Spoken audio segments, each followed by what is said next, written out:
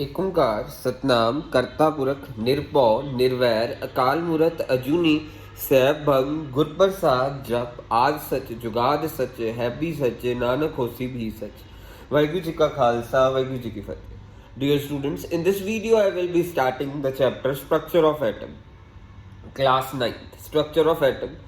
Atom क्या होता है, क्या पहले आप ध्यान से देखिएगा। पहले मैटर पता होना चाहिए। मैटर आपको हमेशा पता है, anything that occupy space and has mass is called matter. कोई भी चीज जो स्पेस ऑक्यूपाई कर रही है एंड उसका मास भी है, उसे मैटर कहते हैं। Space plus mass, anything that occupy space and has mass is called matter. अब मैटर का सबसे छोटा हिस्सा इज कॉल्ड एटम। एटम के आगे 3 सब एटॉमिक पार्टिकल्स होते हैं। मैटर का सबसे छोटा हिस्सा इज एटम। एटम के आगे 3 सब एटॉमिक पार्टिकल्स हैं, प्रोटॉन्स, न्यूट्रॉन्स, इलेक्ट्रॉन्स। पहले इलेक्ट्रॉन्स लिखेंगे क्योंकि सबसे पहले इलेक्ट्रॉन्स डिस्कवर हुआ, फिर इलेक्ट्रॉन्स की डिस्कवरी के बाद प्रोटॉन्स डिस्कवर हुआ, फिर प्रोटॉन्स की डिस्कवरी के बाद न्यूट्रॉन डिस्कवर हुए। सो मैटर का सबसे छोटा हिस्सा इज एटम। एटम के आगे 3 पार्ट्स होते हैं, electron, protons, neutron. Atom in 3 चीजों से बना होता है बेसिकली। अब जरा ध्यान से देखिएगा, सबसे पहले इलेक्ट्रॉन्स को डिस्कवर किसने करा? जे थॉमसन ने।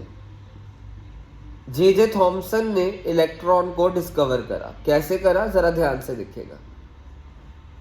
उसने क्या देखा कि उसने डिस्चार्ज ट्यूब ली, डिस्चार्ज ट्यूब में गैस फिल करी और यहां से उसने इलेक्ट्रिसिटी पास करी।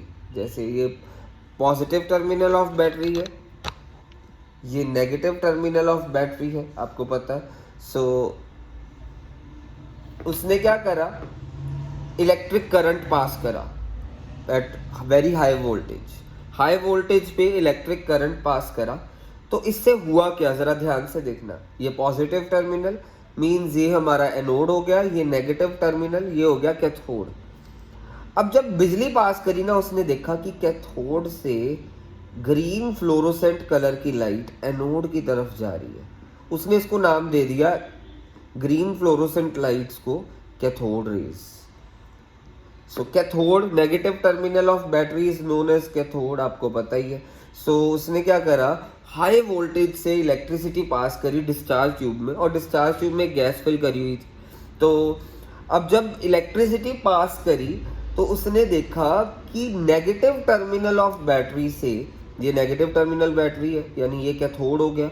सो यहाँ से इस तरफ ग्रीन फ्लोरोसेंट निकल रही है और वो एनोड की तरफ जा रही है। मींस उसको नाम दे दिया, कैथोड से एनोड की तरफ जा रही है ग्रीन फ्लोरोसेंट, उसे नाम दे दिया इसने कैथोड रेज, क्योंकि वो कैथोड से शुरू हो रही थी। Negative terminal of battery cathode से शुरू हो रही थी, इसलिए उसने उसका नाम दे दिया कैथोड रेज। और बाद में कैथोड रेज को इलेक्ट्रॉन्स का नाम दे दिया गया। तो ये कुछ ऐसी डिस्कवरी थी इलेक्ट्रॉन्स की। सिंपली जे थॉमसन ने गैस को डिस्चार्ज ट्यूब में फिल करा। गैस को डिस्चार्ज ट्यूब में फिल करने के बाद हाई वोल्टेज पे बिजली पास करवाई। उसने देखा कि नेगेटिव टर्मिनल ऑफ बैटरी से ग्रीन फ्लोरोसेंट निकल रही है और कैथोड से निकल रही है, मींस नेगेटिव टर्मिनल मतलब कैथोड, और वो एनोड की तरफ अट्रैक्ट हो रही है। तो दैट्स वाई उसने उसका नाम कैथोड रेज दे दिया, क्योंकि वो कैथोड से निकल रही है, और इसका नाम दे दिया गया कैथोड रेज को इलेक्ट्रॉन्स। अब हम प्रोटॉन्स की डिस्कवरी के बारे में कर रहे हैं। प्रोटॉन्स को डिस्कवर करा, पहले इलेक्ट्रॉन्स डिस्कवर करे जे थॉमसन ने। प्रोटॉन्स को डिस्कवर करा ई गोल्डस्टेन ने।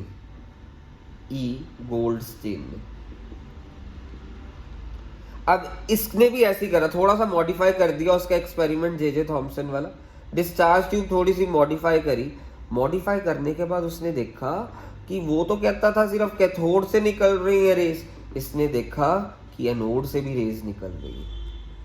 सो ये पॉजिटिव टर्मिनल ऑफ बैटरी, ये नेगेटिव टर्मिनल ऑफ बैटरी, इसने थोड़ी सी मॉडिफिकेशन करी डिस्चार्ज ट्यूब में। गैस वो ही है, मॉडिफाई कर दिया बस डिस्चार्ज ट्यूब की शेप। और इसने देखा कि पॉजिटिव टर्मिनल यानी एनोड से रेज निकल रही हैं जो कि कैथोड की तरफ जा रही हैं।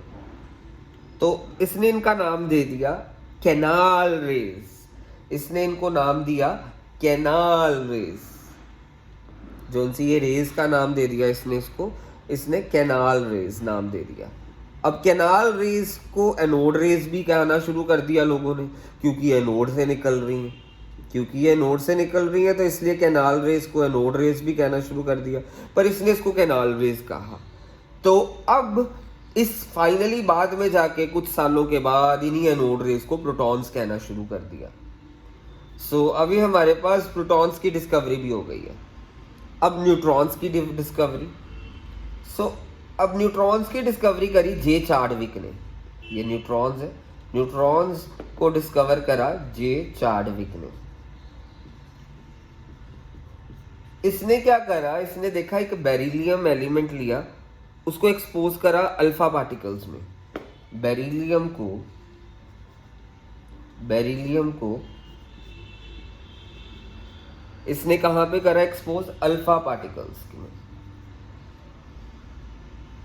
सो इसने बेरिलियम को अल्फा पार्टिकल्स के अंदर, बीई इसका सिंबल होता है बेरिलियम का, अल्फा पार्टिकल्स में एक्सपोज करा। यहाँ पे एक्सपोज करने के बाद इसने देखा कि प्रोटॉन्स के मास जितना पार्ट रिलीज हो रहे हैं, प्रोटॉन मास उसका प्रोटॉन्स के जितना है, बट इन न्यूट्रॉन्स का कोई चार्ज नहीं है। सो इलेक्ट्रॉन्स का चार्ज क्या है? -1। मैं अभी इसको आपको न्यूट्रॉन्स का अच्छे से बताता हूँ।